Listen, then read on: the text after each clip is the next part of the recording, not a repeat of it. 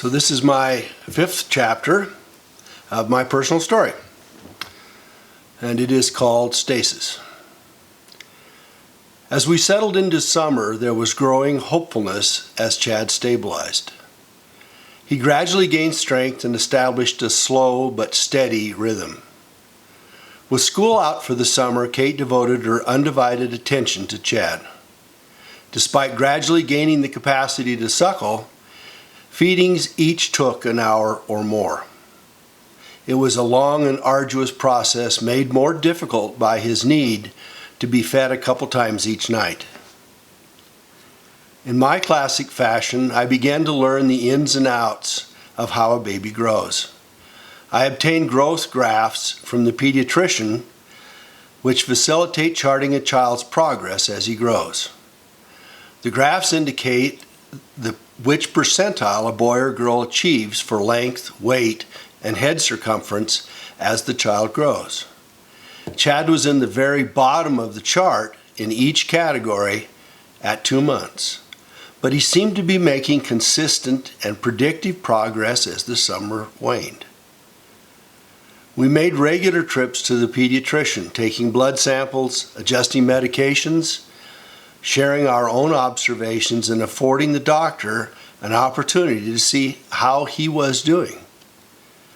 I attended each doctor visit with Chad and Kate, and my frustration grew with each successive trip. The doctor sat with us each time, asking routine questions and then checking Chad out. But he basically said nothing to us about what he saw of Chad's progress, or lack thereof. Questions I asked were deflected with the all too common, general, and vague assurances one often gets from a doctor when he really has no answers but is savvy enough not to speculate. But as one who needed to rationally assess where we were and what challenges we might face, I wanted dialogue. I have come to realize many years later that Kate did not share my need to know. As the summer turned into fall, we began to notice odd anomalies. Chad's movements were more spastic and limited than most babies of his age, and he seemed not to notice us when we entered or left the room, or as we moved about while caring for him.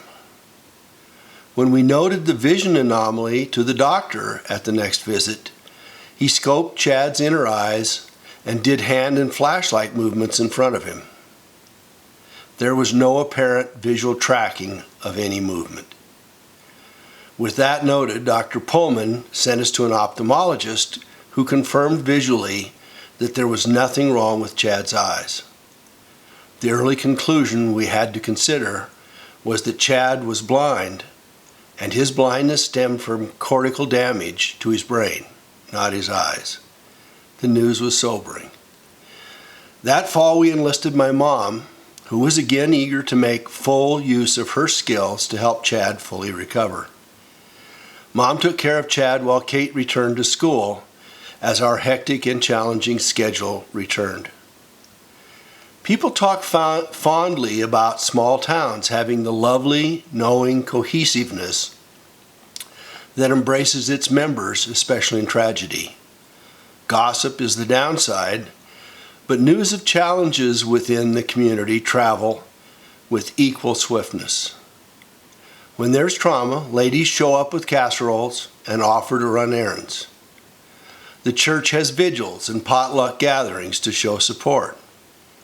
If the family has hardship in paying bills or medical expenses, small towns have community gatherings, donating food, paying bills, providing money and support for challenging members. In our case, none of that happened. Despite having grown up in the community and having parents who lived there, with 1 or 2 exceptions, no one even asked if we had a child, much less how he was. A few months after Chad came home, another of my schoolmates and his wife brought home a child with birth challenges. In days, the full measure of support materialized. Ads were in the local paper asking for any kind of help that might be offered for the couple, and a banquet attended by hundreds was held to garner donations for their ongoing expenses. Kate and I quietly talked about the glaring contrast that we faced in our little town and wondered what we had done to be so isolated. In retrospect, there were people who in effect shunned us. But in fairness, anyone who knew us had been told the profound challenges our baby had. Some people, I believe, were overwhelmed and silenced in facing our daunting and tragic news. I believe that many had not a clue how to approach us. I was fortunate to have my parents close, and they were a godsend in giving me some emotional support. Mornings when I needed a little reflective parental wisdom, I stopped in to have coffee with Mom and Dad. We sat around their long kitchen counter. I shared my concerns, and they gently supported me without either judgment or admonition. What would I have done without them? In retrospect, I cannot imagine. While Kate had my support and that of my parents, she was not as close and confiding in them as I was. And being the new person in town did not help either. She had not bonded with fellow teachers or socially, and her few months in the community before Chad was born left her a stranger there. Her challenges were too much for most women to share with her, I have concluded, and as a result, no one stepped in to fill that growing void for Kate. As the fall progressed, I began to notice a disturbing and growing trend in my ongoing charting of Chad. While he continued to progress slowly and steadily along the bottom of the chart curves for both height and weight, his head circumference growth lagged and then flattened to nothing. His head had obviously stopped growing. The doctor routinely charted these measurements as well, with each of our monthly visits, but he said nothing. When I asked him about the differences, he deflected, telling me we would have to wait and see.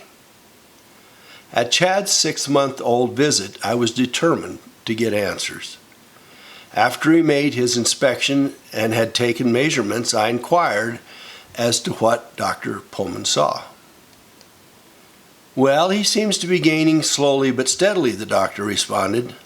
Well, what about the lack of growth in his head circumference? We'll monitor that as we go along, was all he gave me in response. I left the exam furious that Dr. Pullman had again maneuvered out of giving us any real sense of his own observations. Surely he had experiences and schooling to say something of import. It served me not at all to have a doctor in the know as to where we were and yet share nothing with us. I loathed his arrogant condescension and being treated as an innocent. Intuitively knowing the ominous flags I was seeing, I became determined to learn more on my own. I borrowed a pediatric text from a doctor friend and read all that I could find about normal and abnormal infant growth. The text provided 2 most likely reasons the head might not grow normally. Neither of them were good news. A month later, we trekked 50 miles for yet another doctor visit. Again, after the routine exam, the doctor basically said nothing about his observations. Instead, he suggested that he was going to prescribe and schedule a CAT scan, the newest and best way to comprehensively x-ray the inside of the body, a process that was then just coming to the state. I asked him why he was ordering a CAT scan. It may be helpful for us to know more about his growth, came the answer. Are you looking to determine why his head does not seem to be growing normally? I inquired. It may let us know some things, was his curt answer. "Could you be considering whether Chad has craniostenosis?" I asked, trying to get him to at least broach the looming problem which was already confounding me. In frustration from being condescended and deflected, I felt that perhaps sharing with him some of what I had already suspected using medical terminology might open him up to at least some cursory discussion. In my month of reading, I had learned that a lack of infant growth could be caused by fusing of fibrous sutures in the infant's head, causing it to prematurely turn to bone, thus stifling the normal expansion of the skull around the brain. "There are different results we might consider," the doctor responded, half looking away from me. "The only CAT scan in the state is in Billings, so I will have my staff set up an appointment for you there. Please let them know when you would be able to make the trip." With that, he abruptly escaped the patient room and disappeared down the hall. A few weeks later, we drove the 300 miles to Billings the day before the appointment, Kate and I both taking days off from work. Fortunately, we had a place to stay.